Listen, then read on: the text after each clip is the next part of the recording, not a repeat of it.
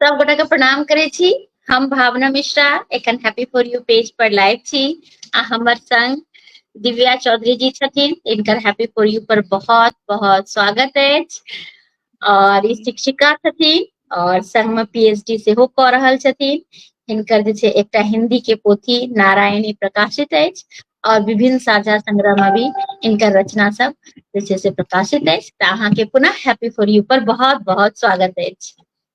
जी बहुत बहुत धन्यवाद भावना जी जे अहाँ हमरा हैप्पी फॉर यू पर बजेलहुँ और एहिला अहाँके बहुत बहुत आभार व्यक्त करै छी। बहुत बहुत अहूँके धन्यवाद कि अहाँ एलहुँ हैं। एखन तऽ अहाँ सबके स्कूल बंद अछि तऽ कनी रिलैक्स छी तऽ बहुत बहुत अहाँके हमर जी। सबके ओपन भऽ गेलै स्कूल। अच्छा हमर ओपन खुलि गेल हँ।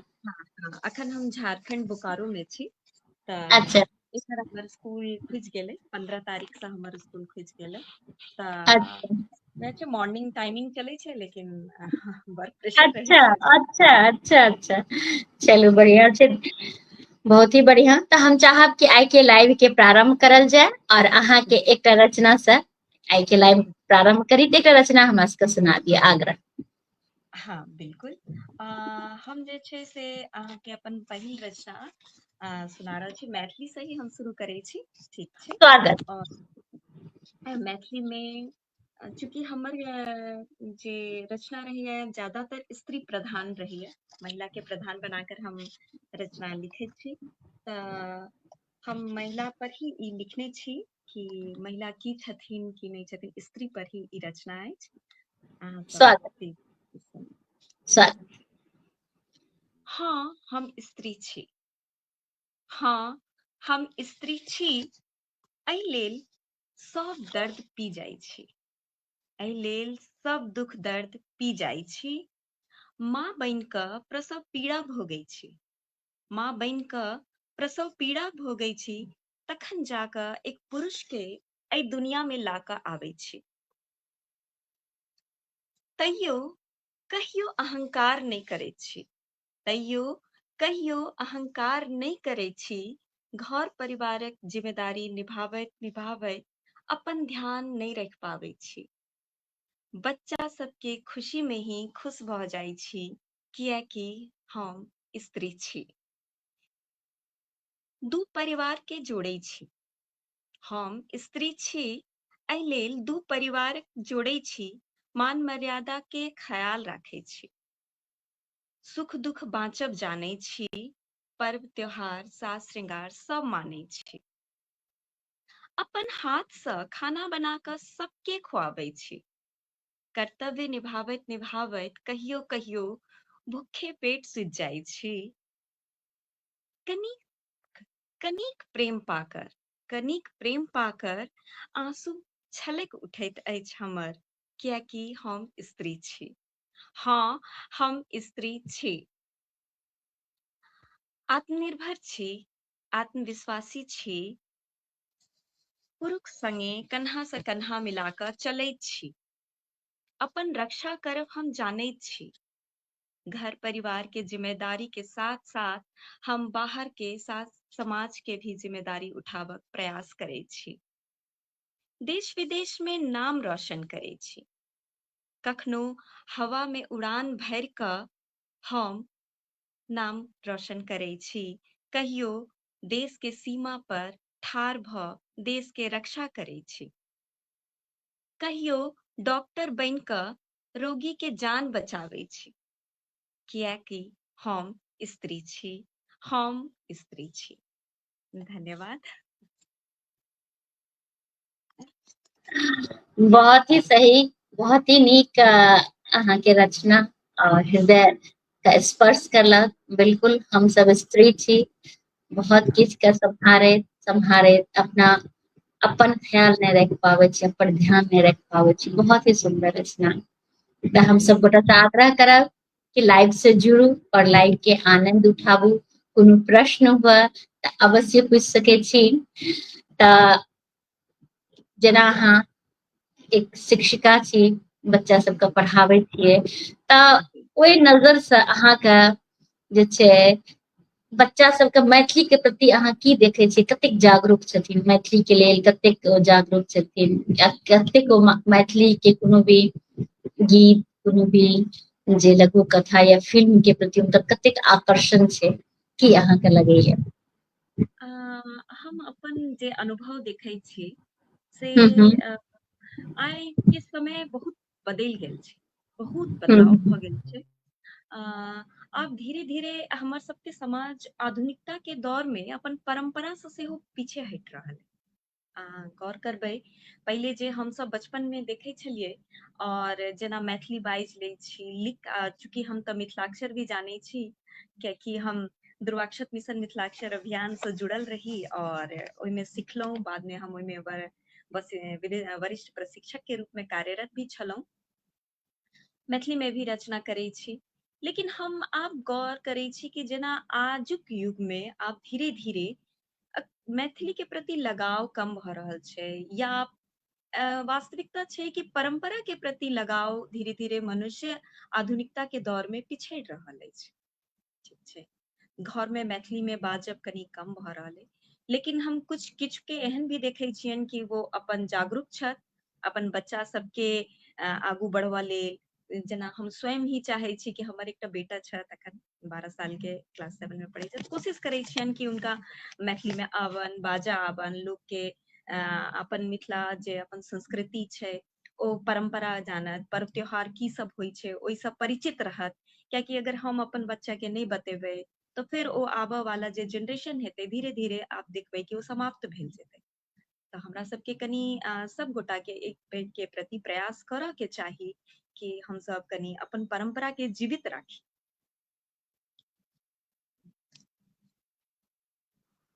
बिल्कुल नीक गप कहलियै, बहुत ही सुंदर गप। और हम चाहब कि जे अहाँके जे पोथी अछि नारायणी, तऽ ओ हमरा सबके देखा दिअ। जी, ई हमर नारायणी, ई हमर पोथी भेल, ठीक छै। हम्म। ई हमर तऽ ई कविता हिंदी, संग्रह है। हाँ, हिंदी काव्य संग्रह है। ओना हम गद्य एवं पद्य दुनू में रचना करैत छी, गद्य में भी रहैया, पद्य में भी रहैया। कई तरह के कहानी और लेख जे होइ छै ओहि तरह के, या निबंध हमर प्रकाशित भेल अछि ओहि। लेकिन ई जे अइ एहिमे 75 टा कविता छै। अच्छा अच्छा अच्छा। ई नारी के पृष्ठ कतेक? प्रधानता के लिखल छै। एहिमे पृष्ठ कतेक छै? एहिमे अहाँके पृष्ठ 96 पृष्ठ तक छै।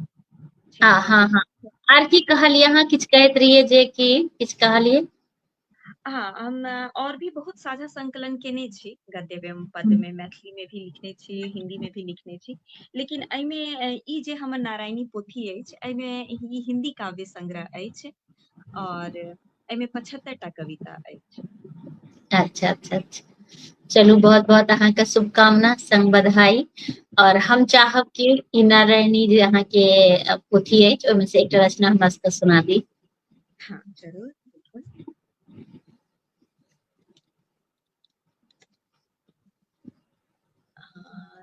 एकटा हम नारायणी पर ही अहाँके रचना सुनाबै छी। हम्म।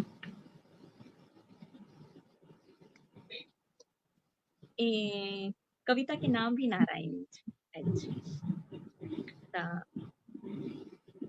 बेटी बनि कऽ घर आंगन में खुशियाँ लाबैत अछि, बेटी बनि कऽ घर आंगन में खुशियाँ लाबैत अछि, अपन पप्पा के ओ परी कहलाबैत अछि। बेटी बनि कऽ घर आंगन में खुशियाँ लाबैत अछि, अपन पप्पा के ओ परी कहलाबैत अछि, बहिन बनि कऽ भाई के कलाई सजाबैत अछि। वाह। नोक झोंक में घर में उधम मचाबैत अछि, नोक झोंक में घर में उधम मचाबैत अछि, कखनो पत्नी बनि कऽ अपन पति के हमराही बनैत अछि, कखनो पत्नी बनि कऽ पति के हमराही बनैत अछि, सुख दुख में साथहीन बनैत अछि, माँ बनि कऽ जीवन दायिनी बनैत अछि, माँ बनि कऽ जीवन दायिनी बनैत अछि, एक नया जीव के ई पृथ्वी पर आनि कऽ रिश्ता के और मजबूत बनाबैत अछि, माँ बनि कऽ एक पृथ्वी पर एक जीव के आनि कऽ रिश्ता के मजबूत बनाबैत अछि, नारी अपन कष्ट के सेहो छुपाबैत अछि। हम्म, नारी अपन कष्ट के सेहो छुपाबैत अछि, दोसर के खुशी में अपन खुशी तलाशैत अछि। दर्द तकलीफ सेहो बिसरि जाइत अछि। त्याग समर्पण के मूरत कहलाबैत अछि। कखनो दुर्गा कखनो सावित्री बनि कऽ अपन जीवन ओहिमे शक्ति तलाशैत अछि। देवी जेहन मूरत अछि और प्रेम हमेशा लुटाबैत अछि। ई नारी नारायणी कहलाबैत अछि। ई नारी नारायणी कहलाबैत अछि। बहुत ही सुंदर, बिल्कुल बिल्कुल सत्य, बहुत ही सुंदर अहाँ के रचना, मन आनंदित भ गेल। तऽ हम चाहब जे कनिटा अहाँ के बारे में हमरा सबके जानकारी प्राप्त हुआ कि अहाँ के पढ़ाई लिखाई केना भेल और केना जे छै से अहाँ लिखब पढ़ब शुरू करलहुँ। तऽ कनिटा अपना बारे में हमरा सबके बताउ। ओना अहाँ जे अपन परिचय हमरा पठेलहुँ हेँ, ओहिमे लिखलहुँ हेँ कि अहाँ पीएचडी जे छै से कऽ रहल छी, जी एमए हिंदी और इतिहास, और अहाँके जे प्रकाशित पोथी अछि ओ नारायणी अछि। तऽ हम चाहब कि जे कनिटा अहाँ अपना बारे में बताबियौ। जी हमर जन्म और बचपन जे बीतल है झारखंड में ही बीतल अछि। अखन भी हम अच्छा झारखंड में ही छी। पलामू जिला में हमर पापा कार्यरत छलखिन हैं। पापा हमर सरकारी कर्मचारी छलखिन। और पलामू जिला में एक छोट सन जगह छलै भवनाथपुर टाउनशिप, ओतऽ हम सब बचपन में पढ़ल लिखल छलहुँ। हम सब 3 भाई बहिन छी, 2 बहिन और 1 भैया पैघ छथिन। हम सब तीनू अखन अपन जीवन में सेटल छी। वाह, और हमर पापा ओते कार्यरत छलखिन, तऽ स्टार्टिंग पढ़ाई लिखाई ओते भेलै। बाद में हमर पापा के ट्रांसफर बोकारो भऽ गेलनि, तऽ फिर बोकारो में ही हम आगू के पढ़ाई लिखाई केलहुँ। ग्रेजुएशन तक हम बोकारो में पढ़लहुँ। ओकर बाद पोस्ट ग्रेजुएशन करे ला हम रांची गेलहुँ। फिर बीएड वगैरह करे ला हम दिल्ली रोहतक गेलहुँ, उम्हरे एमएड भी भेल। और ओकर बाद हम शादी से पहले ही डीएवी स्कूल ज्वाइन कऽ लेने रही। तेनुघाट अच्छा झारखंड में ही एक स्थान छै, ओतऽ हमर पोस्टिंग छलै। और शादी से कुछ दिन पहिने हम रिजाइन कऽ देने रही, चूँकि हमर वाह, जे पति कार्यरत छलखिन है दिल्ली में, तऽ ओहिठाम रहनाइ संभव नहीं छलै। एहि दुआरे हम रिजाइन कऽ कऽ फेर हम दिल्ली चलि गेलहुँ। ओकर बाद फिर 2 साल बाद हमर बेटा भेल। बीच में हम अपन कनी करियर के रोकि देने छलियै, कियाकि घर परिवार के जिम्मेदारी छलै। हम महिला सब साथ ई सब भी बात भऽ जाइ छै। और ओकर बाद हमर बेटा के जन्म भेल 14 में। ओकर बाद धीरे धीरे जे छै समय लागल कि अब बच्चा पैघ भऽ रहल है, और फेर से अपन करियर के तरफ ध्यान दी। इम्हर पढ़ाई हम जारी रखलहुँ। हम फिर डबल एमए एमएड केलहुँ, पीएचडी कऽ रहल छी अखन। और किछु समय के लेल हम दरभंगा में भी रही। दरभंगा में हम ओतऽ कार्यरत छलहुँ, दरभंगा पब्लिक स्कूल में कार्यरत छलहुँ। बाद में हम जीडी गोइंका ज्वाइन कऽ लेने रही। और अच्छा ओकर बाद फिर बच्चा के आगू के पढ़ाई के लेल, और फिर अपन भी हमर पीएचडी चलै छलै, तो फिर हम सब वापस झारखंड इम्हर आबि गेलहुँ। और अखन हम झारखंड में ही बोकारो स्टील सिटी में सेंट जेवियर्स विद्यालय में अखन हम हिंदी के शिक्षिका छी। और बोकारो में ही रहि रहल छी। ओना हमर वास्तविक घर जे छै से हम सब तऽ दरभंगा के ही छियै, बिहार के ही छियै। और पिंडारुच हमर मायका भेल। अच्छा पिंडारुच जी पिंडारुच मायका भेल हमर, और ससुराल लदारी, दुनू दरभंगा जिला के अंतर्गत में। हाँ तऽ अखन भी हम जेना समर वेकेशन छलै, वेकेशन वगैरह भेलै या छुट्टी कोई तरह के होइ छै, तऽ कोशिश रहैत अछि कि अपन वास्तविक घर गाँव जाई, अपन लोग सबसँ मिली। बहुत ही सुंदर, बिल्कुल छुट्टी पर तऽ लोग के मन होइते छै कि घर जाय, आनंद उठाबी। तऽ बहुत ही सुंदर। तऽ चलू, अहाँ कथा संग्रह सेहो लिखै छी, लघु जी कथा लिखै छी ने? लघु कथा लिखै छी कि दीर्घ कथा लिखै छी?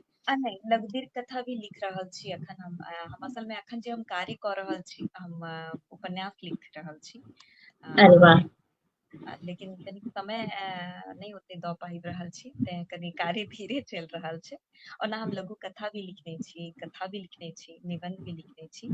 अ, ई सारा चीज हम कऽ रहल छी एखन। लेकिन ज्यादातर कविता वगैरह ही हमर रहैये। ज्यादातर हम जे छै से काव्य संग्रह पर विशेष ध्यान देने रही। जे पोथी भी हमर प्रकाशित भेल मैथिलीमे, एकटा मैथिली काव्य संग्रह निकलल छलै, संपादक दीपा मिश्रा छलखिन, ओहिमे भी हमर कविता प्रकाशित भेल छलै। तऽ हम चाहै छी कि एक बेर ओ कविता हम पढ़ऽ चाहै छी। एकटा स्वागत मोनक पीड़ा स्वागत मैथिली कविता अछि, तऽ हम ई सुनबऽ स्वागत। चाहै छी। ई कविता महिला पर ही छै कि एक महिला की दौर से गुजरै छै, ओकर जीवन में की परिस्थिति, करुण रस पर ही आधारित यह कविता छै। जखन ओ गर्भ में आबै छै, गर्भ सँ जखन ओ जन्म लै छै, जन्म लेला के बाद ओकर आसपास के समाज या ओकरा नहीं स्वीकार करै छै, तैयो ओ जन्म लऽ कऽ फेर आगू बढ़ै छै, संघर्ष करै छै, और फिर उ माँ बनै छै, और अपन उ जीवन के जो एक पीढ़ी से दोसर पीढ़ी तक अबै छै, और कष्ट छै एक महिला के, ओ एहि कविता में उजागर करऽ के प्रयास केने छी। अहाँ स्वागत। सब सुनबै। स्वागत। मोनक पीड़ा छै कविता के शीर्षक। बहुत ही सुंदर कहू शीर्षक। कोना कऽ कहब हम मोनक दुख, कहू कोना कऽ कहब हम मोनक दुख, छी हम स्त्री नहीं बूझी हमरा बुत, छी हम स्त्री नहीं बूझी हमरा बुत, जाहि दिन सँ कोइख में एलौं, जाहि दिन सँ कोइख में एलौं, तिरस्कार हम सबठम पयलौं, तिरस्कार हम सबठम पयलौं, भ्रूण में अबिते माँ लजाइत कहली, भ्रूण में अबिते माँ लजाइत कहली, पिताक छलकैत छल पल पल खुशी, मुदा घरक विचार सँ निर्णय भेल, जँ सुत रहब तहने टा राखल जायत, जँ सुत रहब तहने टा राखल जायत, आँखि डबडबाइत, ठोर कपकपाइत, अस्पताल में नेहोरा करैत माँ बजली, कोना कोना 9 माह बाद जन्म लेलौं, कोना कोना 9 माह बाद जन्म लेलौं, माँ छोड़ि सबहक मुँह एकेटा बात सुनलौं, फेर बेटिये भेल कहि मुँह फेरल गेल, कहि फेर बेटिये भेल कहि मुँह फेरल गेल, डेग डेग पर अधिकार सँ वंचित भेल कयल गेल, डेग डेग पर अधिकार सँ वंचित कयल गेल, दोसर घरक छी से बात जतायल गेल, शिक्षा पढ़ाई लिखाई नहीं छै जरूरी, शिक्षा पढ़ाई लिखाई नहीं छै जरूरी, चूल्हा चौका के भार सौंपल गेल, चोरा नुका कऽ कोना हम पढ़लौं, चोरा नुका कऽ कोना हम पढ़लौं, पैर पर ठाढ़ हैब सेहो हम बजलौं, पैर पर ठाढ़ हैब सेहो हम बजलौं, गप सुनिते ब्याहक दिन ताकल गेल, गप सुनिते ब्याहक दिन ताकल गेल, वर योग्य अयोग्य सेहो नहीं देखल गेल, दहेजक लोभ सँ स्त्री के धधकैत देखलौं, दहेजक लोभ सँ स्त्री के धधकैत देखलौं, साज श्रृंगार चीज वस्तु संग सासुर गेलौं, साज श्रृंगार चीज वस्तु संग सासुर गेलौं, बापक नहीं छल औकाइत सबठम सुनलौं, बापक नहीं छल औकाइत सबठम सुनलौं, ई अहाँ के घर नहीं सेहो कहल गेल, ई अहाँ के घर नहीं सेहो कहल गेल, सास ननद के ठुनका सब दिन खेलौं, चौखट अंदर हमर पूरा संसार छल, चौखट के अंदर हमर पूरा संसार छल, सभी सबहक खुशी लेल त्याग हम कयलौं, सबहक खुशी में त्याग हम कयलौं, अंत में सुनलौं आखिर की अहाँ कयलौं, अंत में सुनलौं आखिर की अहाँ कयलौं, दिन मास बरख बीतल खुशीक क्षण आयल, दिन मास बरख बीतल खुशीक क्षण आयल, गर्भवती भेलौं, सब पीड़ा बिसरि गेलौं, गर्भवती भेलौं सब पीड़ा बिसरि गेलौं, हम माँ अहाँ पिता बनि जायब, हम माँ अहाँ पिता बनि जायब विधाता के सेहो मंजूर नहीं छल, विधाता के सेहो मंजूर नहीं छल। फेर एकहि इतिहास दोहरायल गेल, फेर एकहि इतिहास दोहरायल गेल। जो सुता हेती ओकरा हटायल गेल, जो सुता हेती उनका हटायल गेल। सिसकैत बिलखैत नोर हम पुछलहुँ, सिसकैत बिलखैत नोर हम पुछलहुँ। भरि जिंदगी एकहि बात सोचलहुँ, स्त्री भ कोन अपराध कैलहुँ, स्त्री भ कोन अपराध कैलहुँ। कहू कोना क कहब आब हम मोनक दुख, छी हम स्त्री नहीं बूझी हमरा बुद्धि, छी स्त्री नहीं बूझी हमरा बुद्धि। बहुत ही सुंदर, बहुत ही नीक से अहाँ वर्णन करला स्त्री के। मेन बहुत ही कविता भी आइ के समाज पर ही आधारित छै। हम जेना समाज में देख रहल छी आइ काल्हि कि महिला भले आइ शिक्षित भ गेली है, लेकिन स्थिति अखन भी अहाँ देखबै तऽ बहुत परिवार में स्थिति महिला के गंभीर छनि, काफी सही दुख बात। समस्या से गुजरि रहल छनि। तऽ अगर समाज के अहाँ छोट तबका से लऽ कऽ अगर अहाँ पैघ तबका तक जाई, उच्च स्तरीय वाले परिवार में भी जाई, लेकिन अहाँ देखबै तऽ स्त्री बहुतो ठाम अखनो जे छथि से प्रताड़ित छथि, बहुत तरह के समस्या से घिरल छथि, जे हम अहाँ मिलकर ही ई समस्या के दूर कऽ सकै छी। एहि लेल अगर जिम्मेदार हम ठहराबी तऽ एहि लेल महिला स्वयं छथि, महिला स्वयं ही छथि जिम्मेदार। यदि ओ शिक्षा के तरफ अगर ध्यान देथिन, यदि आगू अपना आप के बढ़बऽ के प्रयास करथिन तऽ शायद ई समस्या पर कनी नियंत्रण हम सब पा सकै छी। कियाकि अगर हम इतिहास देखै छियै या पन्ना उल्टाबै छियै तऽ अहाँ देखबै कि वैदिक काल में महिला के स्थिति बहुत बढ़िया छल। जखन हम पाछू जाइ छी तऽ देखै छी कि जतेक पाछू जाइ छी ततऽ वैदिक युग में महिला के स्थिति बहुत बढ़िया छलै। कोनो यज्ञ हवन बिना महिला के संपन्न नहीं मानल जाइ छलै, एतेक सम्मान वाला स्थिति छलै। लेकिन अहाँ धीरे धीरे उत्तर वैदिक काल से धीरे धीरे अहाँ देखिए धीरे धीरे महिला जे छै से काफी उनकर जीवन में कठिनाई उत्पन्न भेल गेलनि, या फिर ओकर बाद अब आधुनिक युग में हम कहि रहल छियै कि हम आधुनिकता के दौर में जी रहल छी, लेकिन तैयो जे छै से अखन भी महिला या स्त्री के स्थिति काफी गंभीर या संकटपूर्ण छै। लेकिन कहीं कहीं अहाँ देखबै कि नहीं, महिला बहुत आगू बढ़ि गेली है। जहाँ पहले शिक्षा के अभाव छलै, आइ यहाँ देखू हर घर परिवार में महिला शिक्षित छथि, रोजगार में प्राप्त छथि और आगू बढ़ऽ के प्रयास कऽ रहल छथि। तऽ एहिमे हम अगर देखल जाए तऽ कहबन कि हाँ, पुरुष के काफी सहयोग रहलन है कि कखनो पिता बनि कऽ, कखनो भाई बनि कऽ, कखनो पति बनि कऽ, पुत्र बनि कऽ काफी जगह सहयोग देलखिन है, जैसा आई महिला के आगू बढ़ऽ में रास्ता दिख रहल छनि कि ओ बिल्कुल केना आगू बढ़ि सकती। से सब चीज हम ई समाज में देख रहल छी कि सेहो परिस्थिति छै। एक तरफ अहाँ देख रहल छी कि महिला प्रताड़ित भी भऽ रहल छथिन, एक तरफ अहाँ ई भी देख रहल छी कि नहीं, अगर महिला आगू बढ़ि रहल छथि तऽ बिना पुरुष के सहयोग से ओ आगू नहीं बढ़ि रहल छथि। हुनका जेना कहल गेल छै कि बिल्कुल अर्धांगिनी छथिन, तऽ हाँ, ई भी समाज के एकटा दोसर पहलू छै जकरा हम सब कहब। बिल्कुल सही कह रहल छियै। प्रत्येक बृहस्पति के साँझ में ई काव्य धारा होइत अछि और एखन हमरा संग दिव्या चौधरी जी छथिन, तऽ बहुत बहुत पुनः अहाँके स्वागत। बहुत नीक लागि रहल ये अहाँके रचना सब सुनि कऽ, आनंदित भऽ रहल छी। तऽ फिर आब हमरा कोन रचना अहाँ सुना रहल छी, सुनाउ। हम एक हिंदी के रचना सुनबा चाहै छी। स्वागत।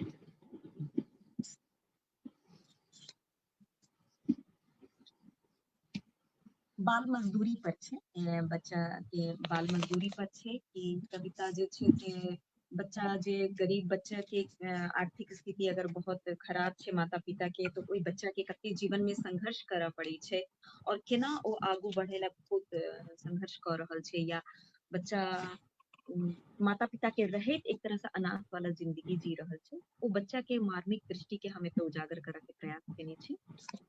बाल मजदूरी कविता के शीर्षक छै, सुनबै। स्वागत। कितना मार्मिक है यह सवाल, कितना मार्मिक है यह सवाल, जो हृदय में उठाता है बवाल। नन्हे हाथों में खेल खिलौने के बदले दबे हैं जिम्मेदारियों के बोझ तले। नन्हे हाथों में खेल खिलौने के बदले दबे हैं जिम्मेदारियों के बोझ तले। आंखों में सपनों की जगह क्रोध की ज्वाला भड़क रही है। आंखों में सपनों की जगह क्रोध की ज्वाला भड़क रही है। नंगे पांव सड़क पर भटक रहे। कोई कहे इन्हें भविष्य निर्माता, कोई कहे इन्हें भविष्य निर्माता, तो कोई कहे इन्हें भाग्य विधाता। दुनिया के इस भंवर जाल में दो रोटी भी कोई कहाँ खिलाता। दुनिया के इस भंवर जाल में दो रोटी भी कोई कहाँ खिलाता। सिर पर माँ बाप का साया होकर भी, सिर पर माँ बाप का साया होकर भी अनाथ या कहलाते। इस भरी दुनिया में सिर पर हाथ फेरे ऐसा कोई अपना कहाँ को दिख जाते। इस भरी दुनिया में सिर पर कोई हाथ फेरे फेरे ऐसा कोई कहाँ दिख जाते। जूठे बर्तन धोकर खाने को जी ललचाए, जूठे बर्तन धो धोकर खाने को जी ललचाए। पत्थरों को तोड़कर छालों से यह हाथ छिल जाए। रोते बिलखते खुले आसमान के नीचे, रोते बिलखते खुले आसमान के नीचे बिन चादर के ही सो जाएं। ऐसी दरिद्रता भरी जिंदगी में भला शिक्षा कहाँ से पाएं। ऐसी दरिद्रता भरी जिंदगी में भला शिक्षा कहाँ से पाएं। इच्छाओं को मार मार कर जब बड़े हुए, इच्छाओं को मार मार कर जब बड़े हुए, देख विषमता अमीर गरीब के बच्चे की हृदय में दावानल भड़काए। देख विषमता अमीर गरीब के बच्चे की हृदय में दावानल भड़काए। आंखों में आंसू लिए ईश्वर से एक ही सवाल किए। आंखों में आंसू लिए ईश्वर से एक ही सवाल किए। ऐसा जीवन देकर भी तुम देवता क्यों कहलाए, तुम देवता क्यों कहलाए। धन्यवाद। बहुत एकटा ही बच्चा सुंदर। के बहुत मजदूरी और संघर्ष से जूझ रहल अछि। ओ बच्चा अपन कष्ट से ईश्वर से सवाल कर रहल अछि कि एतेक कष्ट भरा जिंदगी दऽ कऽ, एतेक मोन में विषमता आनि कऽ हम कोन एहन गलती केलहुँ या पाप केलहुँ जे हमरा ई जीवन एतेक कष्टपूर्ण भऽ रहल है। तो ओहि भाव के इस कविता में हम प्रकट करऽ के प्रयास केने छी। बहुत ही सुंदर अहाँ के भाव। और एखन जे काव्य धारा के 271 एपिसोड भ गेल हैं, तो बड़ा ही प्रसन्नता भ रहल अछि कि 271 एपिसोड काव्य धारा के ई लगातार हम कऽ रहल छी प्रत्येक बृहस्पति के साँझ में 5 बजे। और अहाँ सबके पूर्ण सहयोग अछि, तही लेल काव्य धारा के एपिसोड चलि रहल अछि। तऽ हम चाहब कि आर जे रचना अहाँ ओरिया के राखने छी तऽ हमरा सबके सुना दिअ। हाँ, हम अपन ई नारायणी जे पोथी अछि, नारायणी पोथी के बारे में कनि बतबऽ चाहै छी। जेना हम्म, एहि पोथी के जन हम रचना तऽ कऽ लेलहुँ, कविता बहुत संग्रह कऽ लेने रही बहुत पहले से। लेकिन नाम के लऽ कऽ काफी हमरा रहै परेशानी कि नाम की राखल जाय। बिल्कुल बिल्कुल। हम एहन कोनो नाम राखऽ चाहैत रही जेमे स्त्री भी होय, शक्ति भी होय और ईश्वर से कनी जुड़ल भी होय। कनी हम धर्म से या पूजा पाठ से जुड़ल रहे छी तऽ ई सब चीज से चाहैत रही कि ई सब चीज भी आबै। तऽ बहुत सोच विचार के बाद जखन हम नतीजा पर पहुंचलहुँ तऽ जेना नारायणी छै, एक नदी के नाम भी छै। भारत नेपाल में पहले जे नदी बहे छै गंडक नदी, ओकरा पौराणिक नाम छलै नारायणी। और एही नारायणी नदी से शालिग्राम पत्थर भेटैत अछि, जे शालिग्राम के हम सब पूजैत छी से शालिग्राम पत्थर सब भेटैत अछि। तऽ लागे छै कि जेना एक मणि के समान छै। तऽ हमरा लागल कि नारायणी एक ओहि धारा में बहैत होय जेमे एकटा कुछ कीमती एहन चीज होय जे लोगों के भावना तक पहुंचे, समझा के कोशिश करे। ओना अगर हम देखिए तऽ दुर्गा सप्तशती जखन हम पढ़ै छी तऽ ओहिमे नारायणी स्तुति क कऽ भी छै, जेकर बिल्कुल मतलब छै जे ब्रह्मांड में सर्वोच्च स्त्री भेल, जे ऊर्जा भेल, चेतना भेल, जगत जननी के प्रतीक भेल। तऽ ओ शक्ति के रूप में भी हम नारायणी के जानै छियनि। जे दुर्गा लक्ष्मी शक्ति देवी के रूप में भी हम उनका जानी छियन। त एहि के ई सब सोच विचार क के फिर हम अपन ई पोथी के नाम नारायणी रखलहुँ जे वाह, बहुत ही सुंदर। तऽ हमर जे एकटा प्रश्न अछि अहाँ से, जे कि अहाँ लिखब कहिया से शुरू करलहुँ? हाँ, ई बहुत नीक प्रश्न अहाँ केलहुँ हैं जे हम असल में अगर कहब तो बड़ा हँसी लागत अहाँके कि हम जब अच्छा। क्लास 3 में पढ़ैत रही तखन पहिल रचना लिखने रही वाह। और बहुत चोरा नुका के अपन कॉपी में लिख के ओकरा छुपा के अंदर रखने रही। छोट सन के हम कहानी लिखने रही, कविता नहीं लिखने अच्छा। रही, एक छोट सन के कहानी लिखने रही और बहुत डराइत रही। तऽ क्लास 3 में चुपके जाहिमे बहुत अशुद्धियाँ छलै। आब ओ चीज पढ़ै छी तऽ बहुत अशुद्ध लागै छै कि हाँ सच में कतेक अशुद्ध छलै।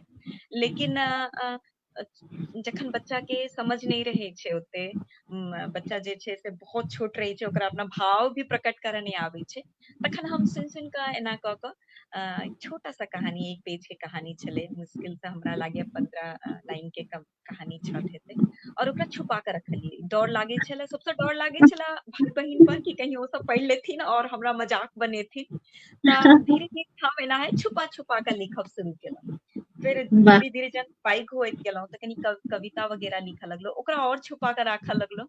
और एक दिन की भेलै कि एनाहे हम मजाक-मजाक में भैया हमरा पढ़बऽ काल में कॉपी में देख लेलखिन और फिर जाकऽ मम्मी-पापा के कहि देलखिन कि लिखै छथिन, एना-एना लिखने छथिन और कनी हँसी लगऽ, उनका सबके हँसी लगलनि कि की कऽ रहल छै एना कऽ कऽ। तऽ और हम एकदम डरायल कि आब हमरा सब बिगड़त, लेकिन कोई हमरा बिगड़लक नहीं, सब कहलक कि बहुत बढ़िया, बहुत बढ़िया। फिर हमरा लागल कि नहीं, ई कोई गलत चीज नहीं छै, एकरा हम लिख सकै छी। ओकर बाद धीरे-धीरे हम कनी लिखऽ लगलहुँ। एकटा डायरी भेटल पप्पा के तरफ से, पप्पा हमरा डायरी देला कि ओहिमे अहाँ लिखू, तो फिर डायरी भेटल, डायरी में हम लिखऽ लगलहुँ। माँ के काफी सहयोग रहल बहुत सारा, शिक्षा में भी आगू बढ़ऽ में माँ काफी एकटा मित्र के रूप में या फिर एक सहयोगी के रूप में बहुत साथ देने छथि हमरा। तऽ फिर हमरा लिखनाइ फिर धीरे-धीरे कॉलेज में गेलहुँ। जखन हम रांची में पढ़ैत रही तऽ ओ जे हॉस्टल में रहै छलहुँ, ओतऽ कुछ इंजीनियरिंग के स्टूडेंट्स भी रहै छलखिन हेँ और ओ मैगजीन एकटा चलबै छलखिन हेँ, जे मैगजीन के नाम छलै प्रसून मैगजीन। तऽ अच्छा। जखन हम एमए कऽ रहल छलहुँ तऽ हमर ओ डायरी पलटलखिन तऽ हुनका बड नीक लगलनि हमर कविता। तो हमरा आग्रह केलखिन कि कृपया अहाँ हर महीना एकटा कविता की अहाँ दऽ सकै छियै। हम बहुत उत्साहित भेलहुँ कि चलू हमरो ई अवसर भेटल। तकर बाद हम प्रसून मैगजीन में गद्य एवं पद्य में हिंदी में कविता लिखऽ लगलहुँ। तकर बाद वाह। फिर धीरे-धीरे हमर अखबार सब में भी प्रकाशित हुआ लागल, प्रोत्साहन बढ़ल, लागल कि हम कुछ कऽ रहल छी। आ कोई जे मार्गदर्शक भी भेलखिन, जे हमर त्रुटि भी बतबैत गेलखिन, जैसे हमरा और सहयोग भेटल कि हाँ आगू बढ़ी। फिर मैथिली में लिखऽ लगलहुँ, फिर रचना आगू बढ़बऽ लगलहुँ। धीरे-धीरे अब ओकर बाद करैत-करैत काफी साझा संकलन निकलल हमर। ओकर बाद फिर प्रयास रहल कि किया नहीं एकटा पोथी अपन प्रकाशित कयल जाय जे स्वयं के हुए। फिर 2022 में हम अपन ई नारायणी पोथी प्रकाशित केलहुँ। ओकर बाद भी कार्य जारी छै एखन, रुकल तऽ नहीं छी, एहन कोनो दिन नहीं होइ छै जाहि दिन हम कुछ लिखी नहीं, लेकिन कनी जिम्मेदारी कहू या फिर आगू के कनी पीएचडी भी हमर चलि रहल छै, ताहि के चलते समय कनी कम भेटै छै और लेकिन कार्य जारी छै। ईश्वर के जहिया इच्छा हेतनि फिर ओ हमरे बिल्कुल, सामने बहुत ही सुंदर, बहुत ही नीक। तऽ हम चाहब जे रचना हमरा अहाँ सुनबै ले चाहै छी तऽ सुना दिअ। हम एकटा जिंदगी पर मैथिली में ही कविता सुनबऽ चाहे छी कि स्वागत। जिंदगी की छै, जिंदगी की छै, इहो करुण रस पर आधारित है। एकर स्वागत। बाद एकटा हास्य कवि भी सुनायब, ओ हिंदी में सुनायब, लेकिन ई पहिले हम अहाँके एकटा जिंदगी पर मैथिली में सुनबऽ चाहे छी। स्वागत। ए जिंदगी तू की नहीं देखले, ए जिंदगी तू की नहीं देखले, कखनो हंसैत कखनो कानैत देखले। ए जिंदगी तू की नहीं देखले, कखनो हंसैत कखनो कनैत देखले, हर एक चीज के बिखरैत देखले, आँखक सँ नोर के ढलकैत देखले, समय के साथ सबके बदलैत देखले, मुट्ठी सँ जेना रेत फिसलैत छै तेना जीवन के बीतैत देखले। ए जिंदगी तू की नहीं देखले, सच झूठ के बदलैत देखले, सच के झूठ में बदलैत देखले, चेहरा पर से एकटा नकाब के हटैत देखले, दोसर के दुख में सबके खुशी मनबैत देखले, हँस-हँस कऽ अपन दुख के बिसरबैत देखले, रिश्ता में कतेक दरार पड़लै सेहो देखले, ए जिंदगी तू की नहीं देखले, अपनापन देखा कऽ डंक मारैत देखले, सबके अपन किस्सा कहानी सुनबैत देखले, खिलौना बुझि कऽ मन बहलाबैत देखले, लोग के अपन दिल से खेलैत देखले, इंसानियत भी खत्म होइत देखले, ए जिंदगी तू की नहीं देखले, ए जिंदगी तू की नहीं देखले। बहुत ही सुंदर, बहुत ही नीक अहाँके रचना। और एक कोनो अथी वाला रचना सुनाबत रही, सुना दिया हो हिंदी में।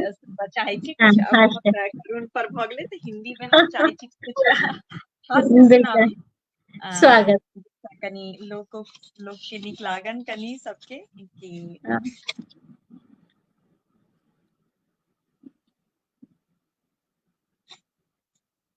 सोशल नेटवर्क ई कविता के नाम छै।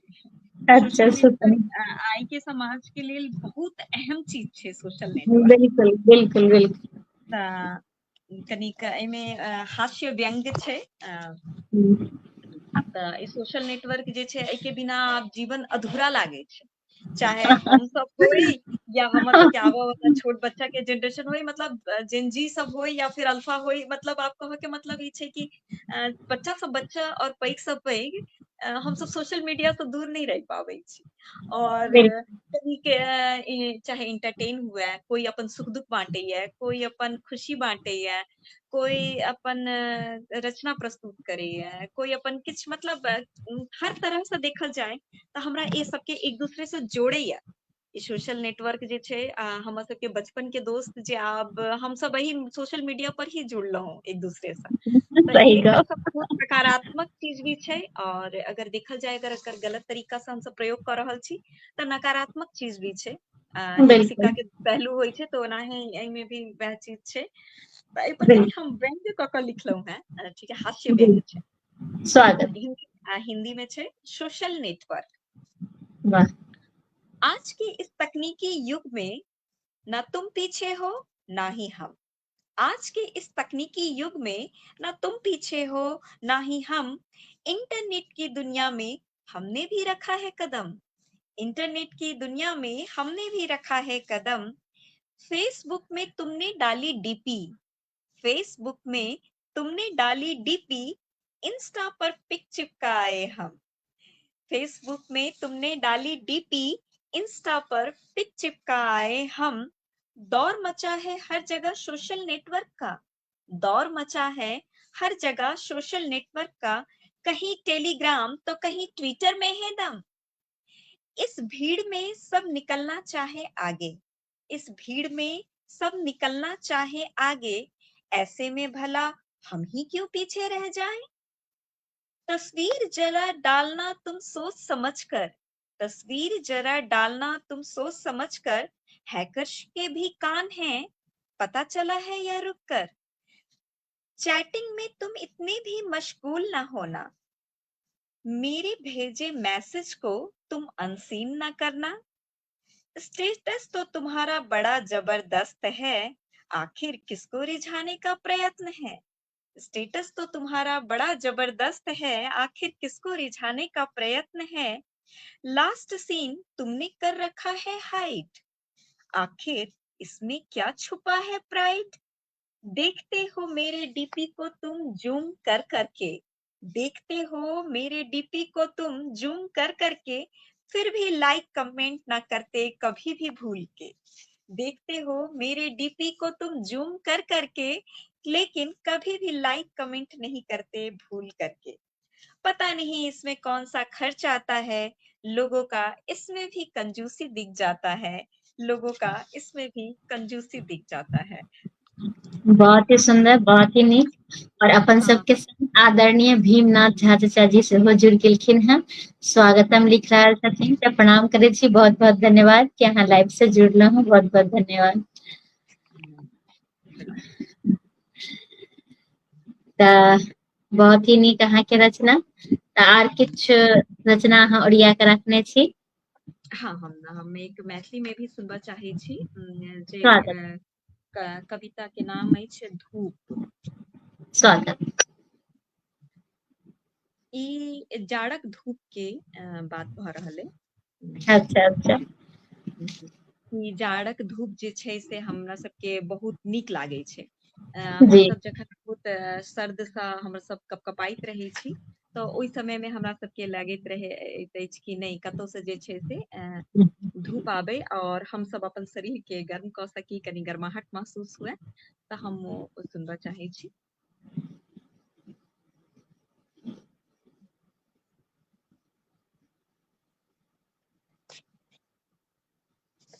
नीक लगैत अछि ई गरम धूप, नीक लगैत अछि ई गरम धूप, मीठ मीठ सन प्रकाशित करैत अछि ई धूप। नीक लगैत अछि हमरा ई धूप, मीठ मीठ प्रकाशित करैत अछि धूप। आँचर सँ छनैत ई धूप, आँचर सन छनैत ई धूप, अन्हार घर में उजाला करैत ई धूप। अन्हार घर में उजाला करैत ई धूप, कनी कनी धूमिल पड़ल याद जे, कनी कनी धूमिल पड़ल याद जे, ओकरा जगाबैत ई धूप।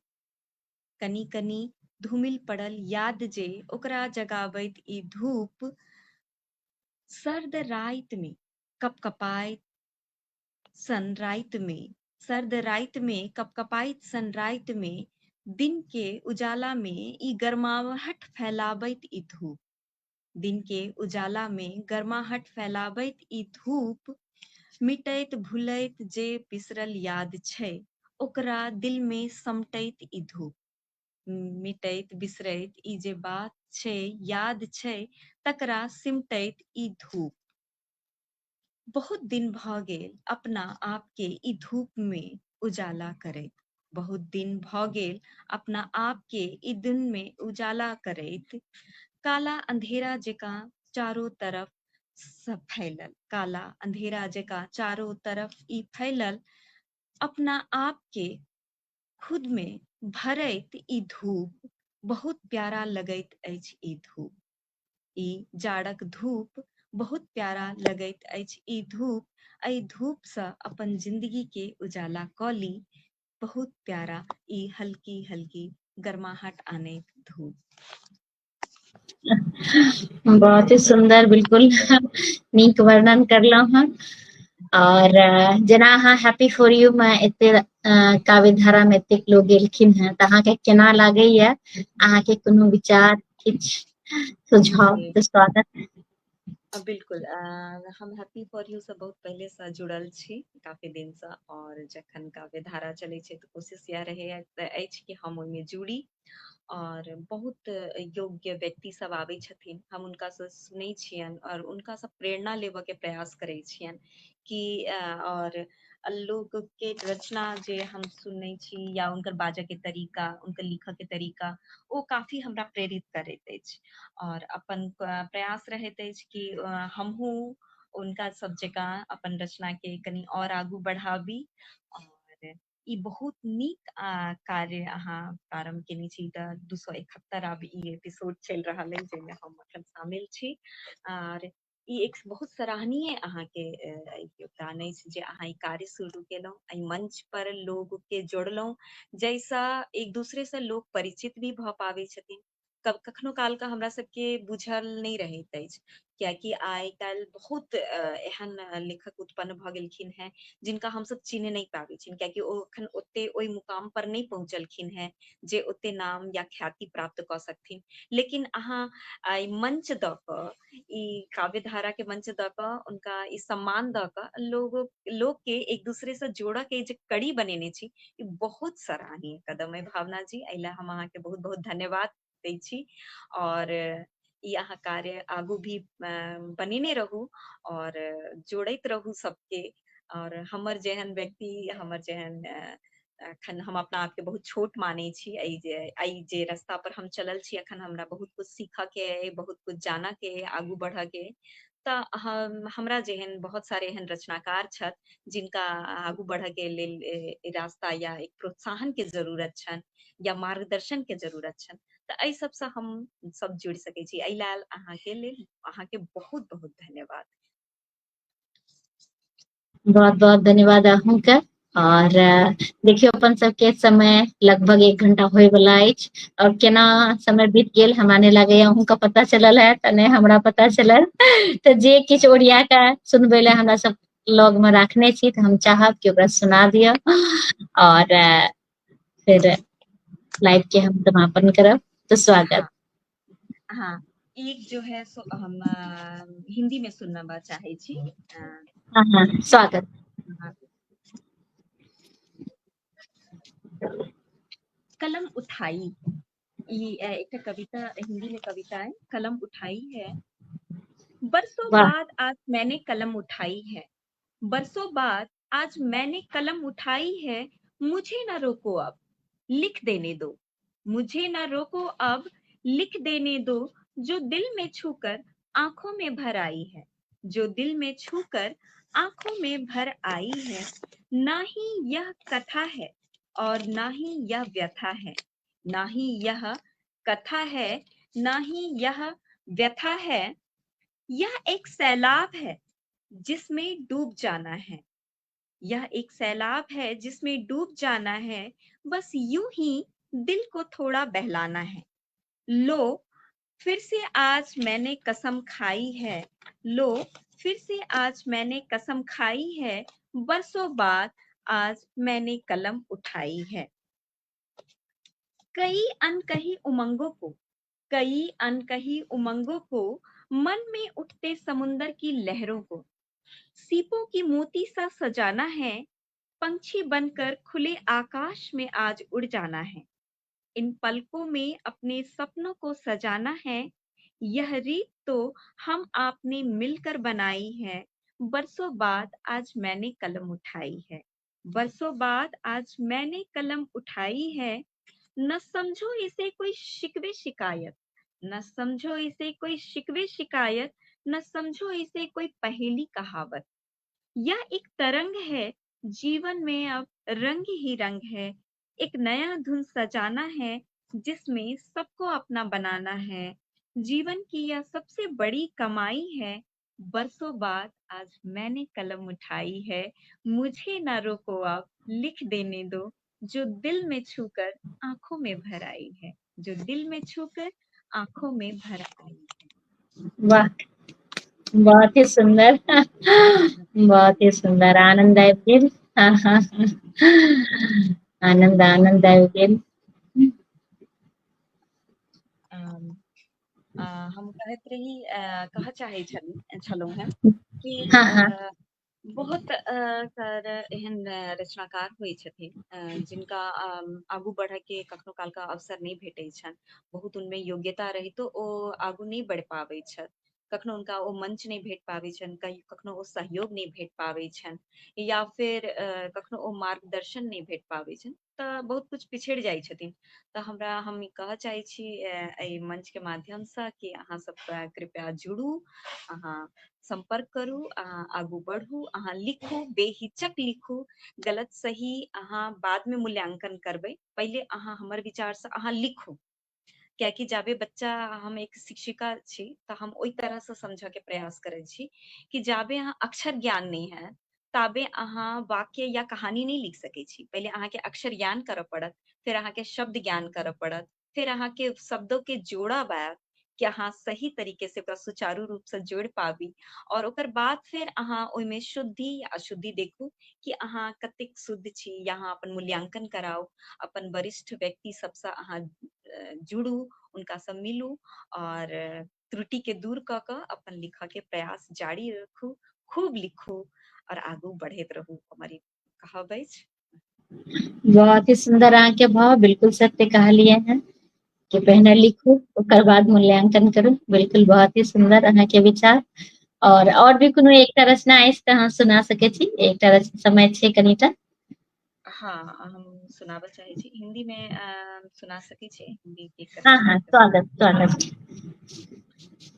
मौन की शक्ति मतलब मौन जे वाह होइ छै से बहुत पैघ चीज छै। अगर अहाँ मौन के अगर अहाँ अपना लै छी तऽ मौन अहाँके बहुत पैघ शक्ति देत। तऽ बिल्कुल हम ओहि पर आधारित एकटा कविता प्रस्तुत करऽ चाहे छी। स्वागत। खामोशियां ही भली हैं, खामोशियां ही भली हैं, अल्फाजों से लोग नाराज होते हैं। खामोशियां ही भली हैं, अल्फाजों से लोग नाराज होते हैं। प्रहार करते हैं जो अपने शब्दों से, प्रहार करते हैं अपने शब्दों से, हम मौन से उत्तर देते हैं। हम मौन से उत्तर देते हैं। मौन की शक्ति को देखकर, मौन की शक्ति को देखकर हर एक शख्स पराजित होते हैं। तेज स्वर में चीख चीख कर कुछ इस तरह से लोग हमें डराते हैं। उन्हें हम मौन की स्वीकृति देकर हम कुछ इस कदर चोट करते हैं। हम मौन की स्वीकृति देकर हम कुछ इस कदर चोट करते हैं। शब्दों की पीड़ा को लोग भूल भी जाएं, शब्दों की पीड़ा को लोग भूल भी जाएं, मौन के कष्टों को सह नहीं पाते हैं। मौन की शक्ति के सामने हर कोई झुक जाते हैं, हर कोई झुक जाते हैं। तो मौन की शक्ति बहुत बड़ी शक्ति है, बहुत पैघ शक्ति छै मौन के शक्ति। बिल्कुल बिल्कुल बिल्कुल सही कह रहल छियै। बहुत ही सुंदर, बहुत ही आनंद आबि गेल और बड़ा नीक लागि रहल ये कि अहाँ से एतेक रास गपशप, अहाँके एतेक सुंदर सुंदर रचना हमरा सबके सुनै ले भेटल। और भी किछु ओरिया के रखने छी की? हाँ, कविता तऽ हमरा लग बहुत कुछ अछि। अच्छा अच्छा अच्छा। कविता तऽ बहुत कुछ है, अगर कहब तऽ एकटा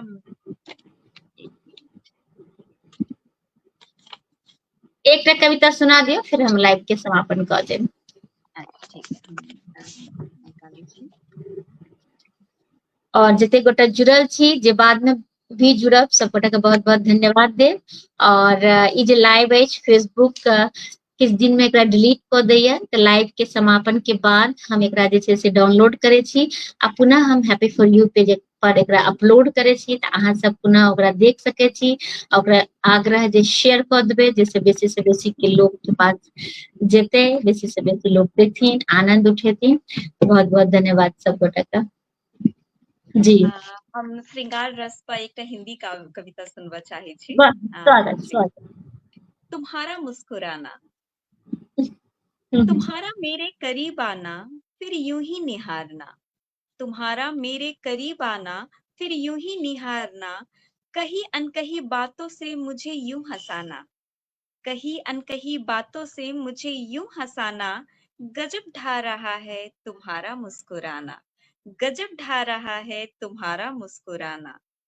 चारों तरफ ये मौसम सुहाना, बाहों में समेट कर मुझे गले से लगाना, बाहों में समेट कर मुझे गले से लगाना, धड़कनों का खुद ही तेज हो जाना, ये सांसों की खुशबू, ये तुम्हारी जुस्तजू, तुम्हारी मदहोश नजरों से मुझे यूं देखना, मेरे दामन मेरे हाथों को यूं ही थामे रहना, गजब ढा रहा है यह तुम्हारा मुस्कुराना, गजब ढा रहा है यह तुम्हारा मुस्कुराना। ये रात, ये चांद, ये खुला आसमान, तारों का टिमटिमाना, ये पल है कितना सुहाना, बातों का सिलसिला है ये कितना पुराना, पूरी जिंदगी यूं ही मेरा साथ निभाना, अपनी आंखों अपनी पलकों में मुझे बसाना, हमारी मोहब्बत को फूलों से सजाना, गजब ढा रहा है यह तुम्हारा मुस्कुराना, तुम्हारा मेरे करीब आना, फिर यूं ही निहारना, कहीं अनकही बातों से मुझे यूं हंसाना, गजब ढा रहा है यह तुम्हारा मुस्कुराना, गजब ढा रहा है यह तुम्हारा मुस्कुराना। बहुत सुंदर, बहुत नीक। बिल्कुल ई एखन अहाँ पर हम कह रहल छी, कविता अहाँ के इंडिकेट कऽ के कह रहल छी, बहुत ही सुंदर, बहुत ही लाजवाब। तऽ बहुत ही नीक लागल जे अहाँ लाइव एलहुँ और समय निकालि के एलहुँ, एतेक सुंदर सुंदर रचना सुनेलहुँ। जते गोटा जुड़ल छी, जे बाद में जुड़ब, सब गोटा के हम हृदय से आभार व्यक्त करब। और एनाहिए काव्य धारा चलैत रहै, इएह हमर कामना अछि, इएह हमर इच्छा अछि। और समय के साथ किछु आर जे हम एखन कनि हमर रुकल अछि, नहि कऽ पाबि रहल छी, से प्रयास रहतै कि किछु दिनमे जरूर पुनः हम करब। तऽ एहि के साथ आइ के कार्यक्रम समाप्त करै छी। सब गोटे के प्रणाम करै छी, अहूँके प्रणाम करै छी। जय मिथिला, जय मैथिली। जी, सब गोटे के प्रणाम प्रणाम। जी।